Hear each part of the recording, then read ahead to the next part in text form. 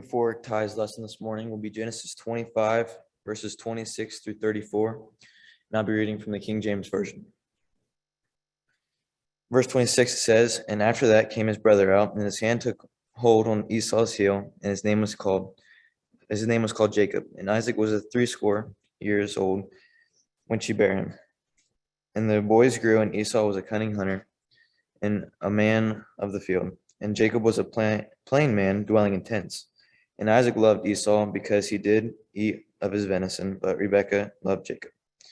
And Jacob saw pottage, and Esau came from the field, and he was faint. And Esau said to Jacob, Feed me, I pray thee, with the same red pottage, for I am faint. Therefore in his name called Edom. And Jacob said, Sell me this day thy birthright. And Esau said, Behold, I am at the point to die, and what profit shall this birthright do to me? And Jacob said, Swear to me this day, and swear unto him. And he sold his birthright unto Jacob. And Jacob gave Esau bread and pottage of lentils, and he did not eat it and drink. He did eat and drink, and rose up and went this way. Thus Esau despised his birthright."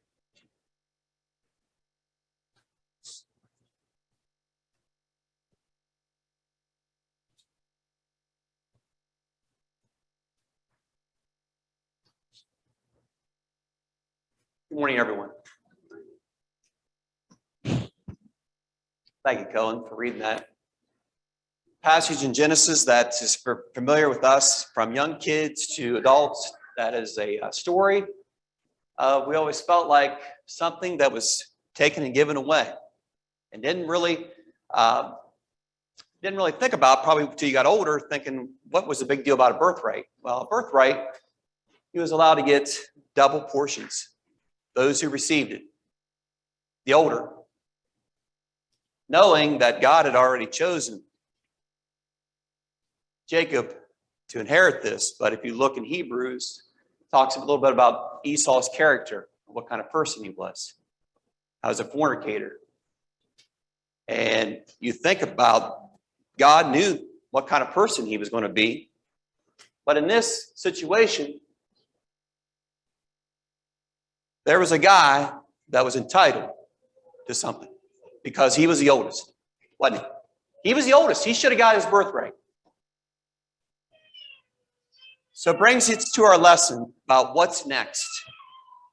And this comes from a comment made from, say, one of my children, but one particular, about what we got to do next. What's up? We did this for 2 seconds. What's next? So I'm wore out. So then you ask yourself this idea of entitlement. So this is a lesson for all ages. So if I call on you, you'll know it's about you. I'm not going to do that. A lot of this lesson for most preachers is about ourselves. But it just so happens it overflows to everybody in the congregation normally. So this idea of entitlement is a belief that one is inherently deserving of privileges or special treatment. Is that me? Raise your hands if you think this is an issue in our society today. Wow, we're all on the same page here. So why has this occurred? What has happened to allow this kind of mentality to take place? Do you feel Christians contribute to this behavior? Do any of us feel that way? Do we feel like we're part of this group that acts like this? How do we change this mindset in our children? Do you think God approves of this? Do you think God approves of us being entitled? What do you think, Brian? I don't think so either. A very popular movie, this dates us way back, and I know half the congregation don't know what this is about. But for me, I love this show. I love this. But I really never caught this part of this girl, of who she was. Not because she turned into as a blueberry or whatever, which really sticks in your mind. But it was her behavior that kind of caught me off guard. Have you ever heard children say, I want it now? Do we have to eat here again? I'm not going. Hey, Mom, Dad, get my clothes, shoes, food, etc. And then it goes on and on, right? They're just never satisfied. Do we feel that they need corrected, or who put them in charge? Not sure where that happened. I don't know what birthday that was. I lit that candle like, there you go. Here's the keys of the kingdom, right? No. Something took place. And we'll get to that person later on in this lesson. But Proverbs 30:17 says, the eye that mocks his father and scorns obedience to his mother, the ravens of the valley will pick it out, and the young eagles will eat it. Wow, that's pretty harsh. But it was pretty serious back in the day, wasn't it? They took that disrespect to the next, as you talk about Elijah and those things that happened to them, the bears, right? Serious.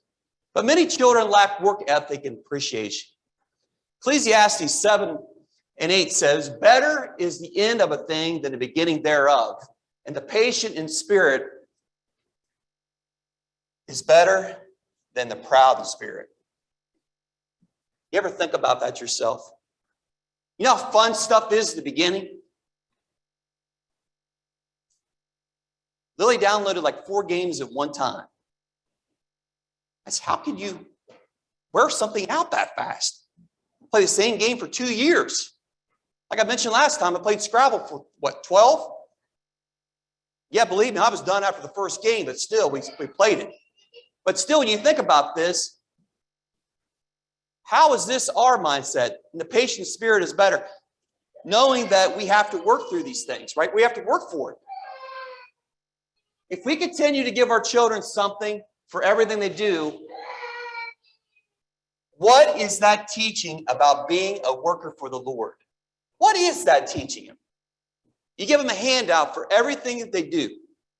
They do any kind of chore. They do any kind of anything that's given out as what I consider good work. Got to give them something. Well, I'm glad you picked up your shoes. I'm going to take you to Dairy Queen now. What? But that could happen to us. And it does happen. It happens to me. So I know it happens to a lot of us. Teaching them entitlement. Colossians 3:23 says, whatsoever ye do, do it heartily as the Lord and not unto men. Knowing that when we're teaching our kids this, it's not to be just for face value. I please Chris. I did this thing for her, so I'm glad she's okay with that. And Pam, I cleaned my bed up, so that way Mom and Dad's happy with me. No, it's not. It's teaching them that that's respect for God. You do this to obey your parents. We must teach them and appreciate and work for each possession God has given them. Not Ty has given them or Dale has given them. What God has given them. They need to understand that crystal clear from the rip. That it's not what we've been blessed with. It's what God's given you. See, I told you I'd get the parents next. I believe we're all going to get covered here shortly. So if you haven't followed the first 2, you'll get the third one, Lord willing. Entitled parents. We can easily blame our children for their behavior, but sometimes it's a reflection of myself or yourself, right? It's how we act. Do you ever find yourself always wanting to speak to your manager first, right from the rip? There's no ketchup on this. Where's your manager at? I didn't get pickles on this sandwich. Where's your manager? What do you mean? Can't you talk to the waitress? You got to go straight to the manager? Why? Are you privileged?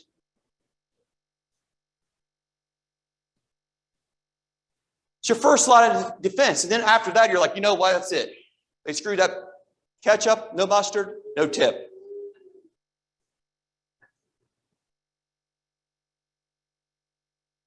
Or you get to a place, you see these people walking behind. Wait a second, I was here first. And they called 6 hours before and made reservations. Well, I'm still here first. Since I was here first. Or they owe me so much for my hard work. All this extra effort I put in, the company owes me. People owe me for what I've done. Right, Mary Lou? That's the case. Everything you do, somebody owes you for it. Luke 6:34-35 says, if you lend to those from whom you hope to receive back, what credit is that to you? For even sinners lend to sinners to receive as much back. But love your enemies, do good and lend, hoping for nothing in return. And your reward will be great, and you will be sons of the Most High, for he is kind to the unthankful and evil. We have to understand that we are not entitled to whatever makes us feel good in the moment. We need to carry ourselves as respectful people, don't we? We can't lash out, crucify someone because they don't do what I felt like they should have done right then. Because I came to your restaurant, I'm entitled to have whatever I want. Because I graced you with my presence, I'm entitled. I worked with a lot of referees that acted like that. Well, you're working with me tonight. Fans, this is going to be great. First time down to court, I had somebody flip out on me. Wait a second, I thought she was going to help me out here. No, it was the exact same thing. Care if you had 50 years experience or 5, they're still going to yell at me. And that's a lot of the mentality that we can't get caught up in. We lack patience and perseverance when we expect instant satisfaction. Ephesians 4:2, be completely humble and gentle. Be patient. If this is not a Christian characteristic of yourself, then you need to re-examine this verse. Be patient, bearing with one another in love. How are you, when you talk to these people and downgrade them and criticize them, ridicule them, how are you bearing love for that person? Ask yourself that. That's not a Christian principle, is it, that we should live by if we do this kind of behavior. And parents, your kids are picking up on that. When you're sitting there looking, oh man, you really got that person today, mom and dad. They're really going to take care of us next time. Yeah, they sure will. Many parents, my parents raised me to never feel like I was entitled to success, that you have to work for it. You have to work so hard for it, and sometimes then you don't even get where you need to go. Quote from Taylor Swift, very popular with a lot of these kids in your age. But look, same comment. You're not entitled because you work hard. Sometimes it still don't get to you. Entitled Christians. An attitude of entitlement prompts us to grumble about blessings not received instead of being grateful for those we have received. What do you think? Think that's true, Sam? Pretty common, isn't it? Guys, I catch myself in this. You know, Car, it's hard to believe in it. Some of this lesson's about me. But it is. A lot of things are in my life. I've been the teacher. I've been the song leader. I give the announcements. I did the preaching. I prepared the Lord's Supper. I did the cleaning. Did I tell you I did the Lord's Supper? Did I tell you I did the preaching? Did I tell you I did if you catch my drift? Somebody else's turn. Somebody else step up. I'm entitled to take a break. It's not the right attitude. Brothers and sisters, that's not the right attitude to get us to heaven. Is this anything that resembles any kind of humility, Cassie? It isn't. It's not. Do we think we deserve a break? Because I got 50 years in. I'm in retired mode.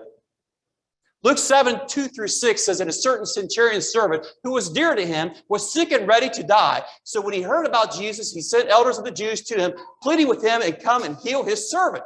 And when they came to Jesus and they begged him earnestly, saying that the one from whom he should do this was deserving.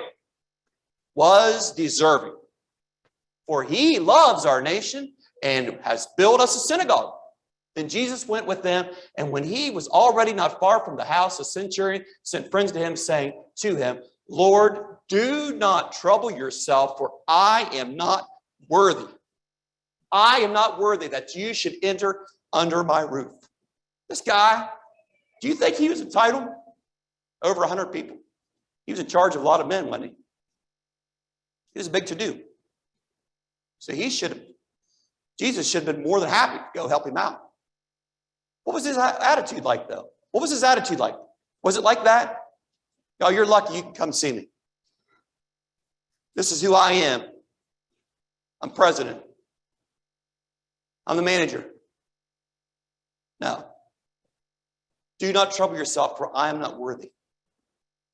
We need to gain this kind of principle inside our minds to know where we stand with God. Knowing that we need to humble ourselves, not based off of our occupation, our education, our athletic abilities. I see a lot of people carry themselves like, you know what, I'm so good. I'm all state. Big deal. Big deal. I don't. Is that a big deal? Well, you all state 1 sport, 3 sports, 5 sports. What are you going to do with that? Does it make you so much better than everybody else? No, it does not. You need to humble yourself. This guy was in charge probably more than what you ever see. But this was his comment. John 14:12 says, most assuredly I say to you, he who believes in me, the works that I do, he will do also. And greater works than these will he do, because I go to my Father. None of these people wouldn't do greater works than what Jesus did. Like they weren't magnificent. They were going to do more. They were going to bring more to the fold, weren't they? They were going to seek out and go after. Our work is never done. There is no retirement. You're not going to reach retirement age in Christianity. Ain't going to happen. I hear a lot of guys say, you know what, if I just get 2 years left, I got 1 year left, and I got 6 months left, and I got 3 months left, and I'm cruising out. Well, you're not cruising out on this. You're working till death. This is what you signed up for. You become a Christian. I don't know if you know this guy or not. How many raise their hand if they do? Man, I'm the only one. Hope this is the right guy. This is Oliver Murray.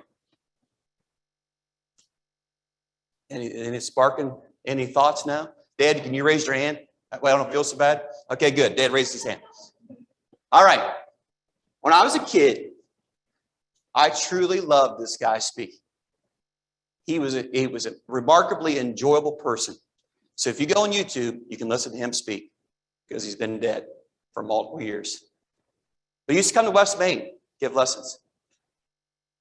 By the time I got this passage and I clipped this, he had quoted probably 40 verses within 8 minutes.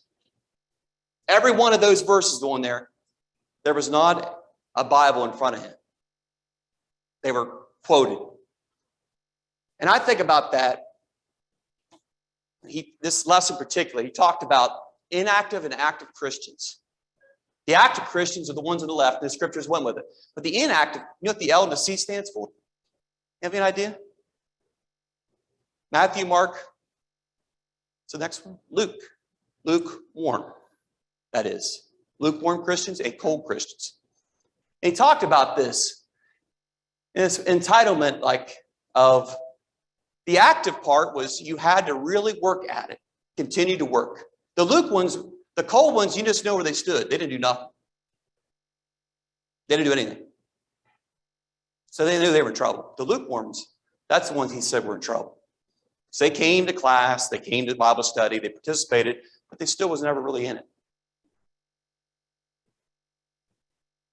This means a lot for us as Christians, which we'll get to the end of the lesson. We'll talk about that. But entitlement lessons from Jesus. John 13:1-5 says, now before the feast of the Passover, when Jesus knew that the hour had come, that he should depart from the world to the Father, having loved his own who were in the world, he loved them to the end.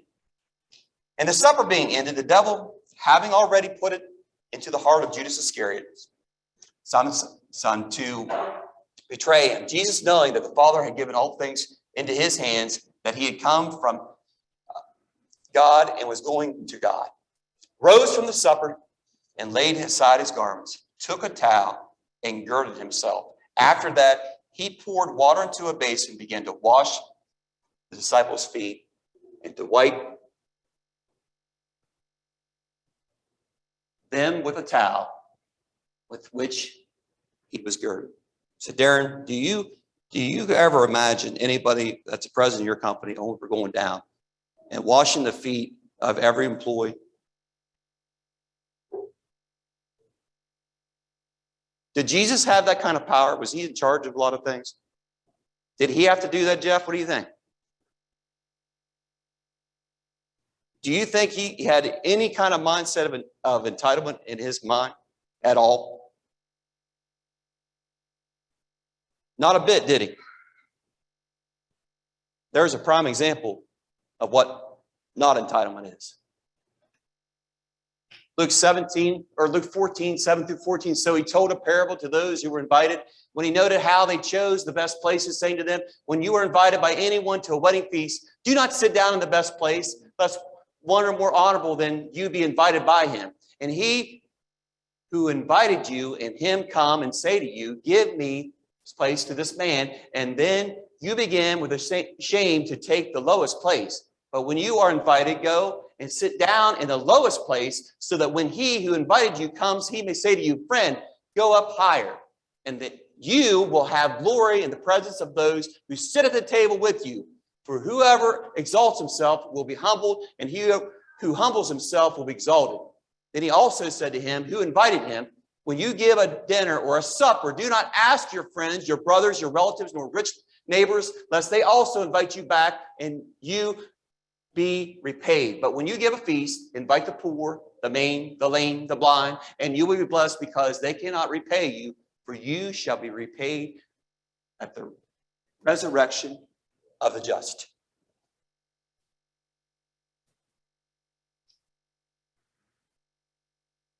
So because you're the president, because you're the chairman, you get to sit at this seat, right? Have you ever seen that before? These people sit at this table. These people sit at this table. Is that what that's saying? Because you work so hard, you get this seat? Is that what Jesus is saying, right? No, he's not saying that. I am telling you, we have to have this mindset, lest we fall into sin. So, Lily, what's next? You ever ask yourself that? You ever ask mom and dad that? Sorry, I just pointed her out.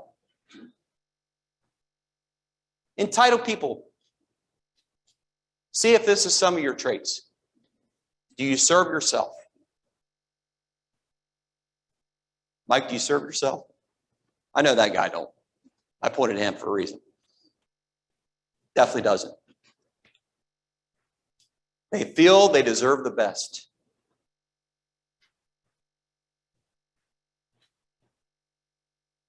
So far, they value their life as worth more than those around them. How many of you, have anybody ever met a person like this yet? You raise your hand if you want. I wanted to see. Man, I must be around a lot of people. Kidding. They deserve special consideration for anything that they do. Anything. Rules have no binding on them. The laws revolve around them. If not, they want to change that law. Wait a second, that can't be right. That's not my lifestyle. I got to change that. Won't own up to their mistakes.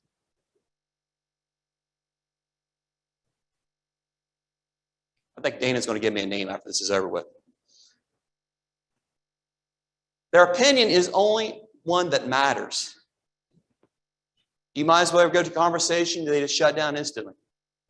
Because whatever they say, Nate, that's all that matters. They don't care about anybody else's opinion. They compare themselves to others to make them feel better.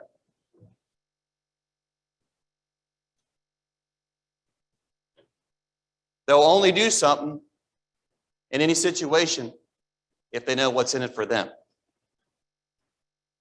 There has to be something put out there for them to even remotely be involved in it. Can we pattern our lives like Jesus if we have this attitude? Can we?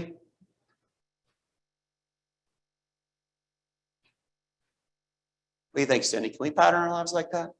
It's impossible, isn't it? It truly is impossible to pattern our lives like Jesus if we have this mindset. Luke 19:10 says, "For the Son of Man has come to seek and save that which was lost." And that was us. We were lost. Every person in here was lost. He came to seek and save every one of us. John 15:13 says, "Greater love has no man than this. They lay down one's life for who? His friends." We just talked about that today, didn't we? Is that an entitlement mentality there? Kenna, what do you think? I think so. John 13:34 says, "A new commandment I give to you, that you love one another as I have loved you, that you also love one another."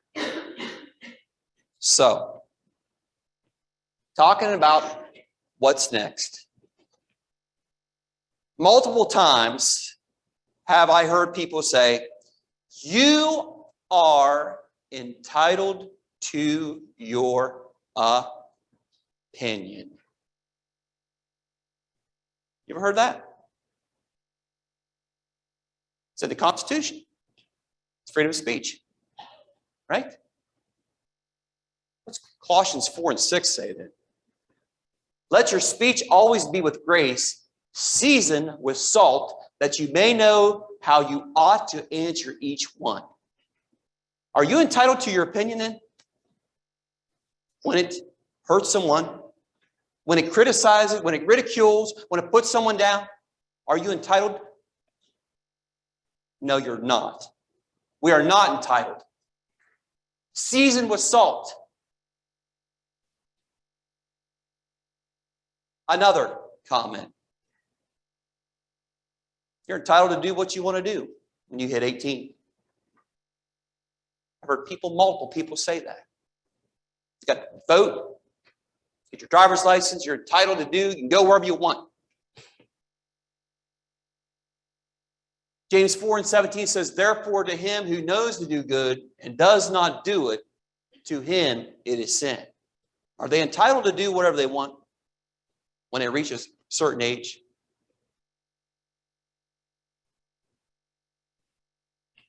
Why do we think that then?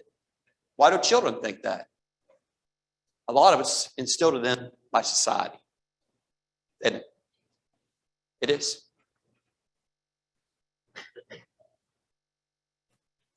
This is one of my favorites. "Be kind to unkind people. They need it most."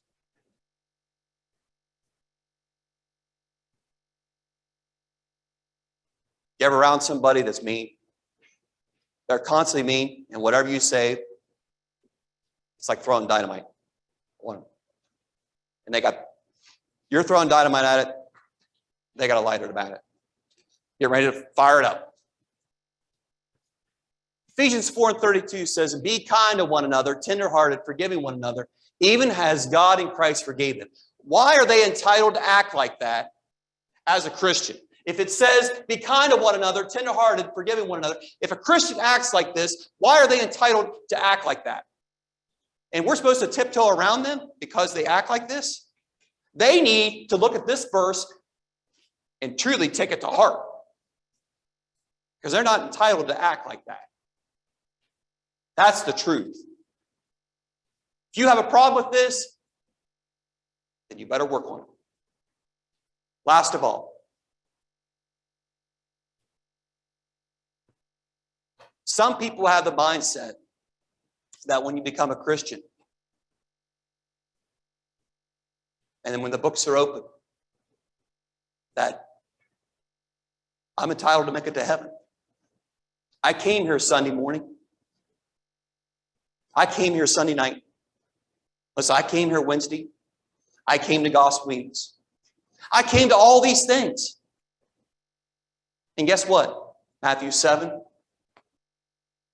says, not everyone who says to me, Lord, Lord, shall enter the kingdom of heaven, but he who does the will of my Father in heaven. Many will say to me in that day, Lord, Lord, have we not prophesied in your name, cast out demons in your name, and done many wonders in your name? Don't you ever feel that way? That just like what he just said? Look at these people. Do you think they did anything different than you did? They did many wonderful works. They prophesied, cast out demons. They did those things, just as us as we sit in here. The next part of that, though, was kind of where it hits home. And then I will declare to them, I never knew you. Depart from me. You that worketh lawlessness, right? You who practice lawlessness. Do you ever really think about what that truly means? Depart from me. I never knew you. Even though you came and sit in this congregation, even though you sit in these pews, even though you did things, I never knew you. Your heart was never in the right place. You were thinking about material possessions. You were thinking about sinning. You were thinking about all the things that you could get in this life. But you never, ever knew Christ. You never knew God. If you sit in here today and this is your heart, you need to repent. You need to get a closer relationship with him. Because we know a lot of times that we just go through this and go through the stages here in phases of life, and we never really gain anything closer relationship. I talked to some people and they're like, I never really got any closer to God 10 years ago than I am now. Why? Why is that? You've never worked at it. You want something like you always go after, don't you? And you get better at it. But if you want a close relationship with God, you better start praying. You better start studying. You better work on these things. Because you're not entitled to heaven because you're baptized. That is the truth. We have to work for it. If you sit in your seat today and you feel that you need the prayers of the congregation to help you with a sin in your life that's kept you, set you apart from God, we ask that you would come forward. But if you've never been baptized, your name was never recorded in the Lamb's Book of Life, what better day to do that? I've heard people say, you know what, I just don't know I'll ever be perfect or ready for it. I'm 50 years old, 51 years old. I shouldn't say that. I'm whatever age. But you know what I mean. Don't ever feel like you've done enough. But you have to work at perfection. You'll never get there because there's only one perfect person, that's Jesus. But you know what? If you believe in Jesus Christ, the Son of God, there ain't no better time than today to start that walk with him.